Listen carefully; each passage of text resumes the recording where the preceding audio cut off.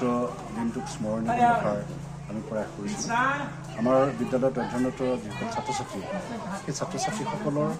শ্ৰদ্ধাস্পদ সন্মানীয় ককাক আৰু আইতাকসকলক আমি তেওঁলোকৰ যোগেদি আমন্ত্ৰণ কৰাইছিলোঁ যিহেতু আজি ককাক আইতাক দিৱস অৰ্থাৎ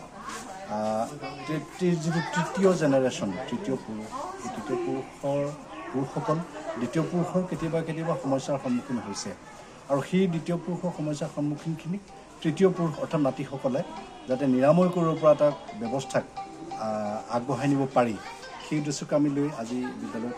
এই উৎসৱটি পালন কৰিছোঁ কথাটো হ'ল এইটোৱেই যে ককাক আৰু আইতাকৰ সম্বন্ধটো ককা দেউতা নাতি হাতীৰ সেই চিনেমাখনৰ নিচিনা কথা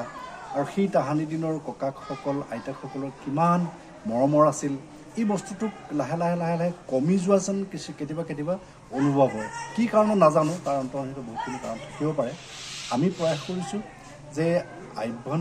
আধ্যাত্মিক যিটো দৃষ্টিভংগীটো আমাৰ ছাত্ৰ ছাত্ৰীসকলৰ মাজলৈ আহক যাতে তেওঁলোকৰ পিছৰ জেনেৰেশ্যনখিনিও যদি এনেকুৱা ধৰণৰ তেওঁলোকৰ শিক্ষাৰে শিক্ষিত হৈ পাৰে তো তেতিয়াহ'লে ভৱিষ্যতলৈ এখন সুন্দৰ সমাজ গঠন হৈ উঠিব আৰু সেইটোকে আমি জাষ্ট আভাস মাত্ৰ হিচাপে আমি প্ৰয়াস কৰিছোঁ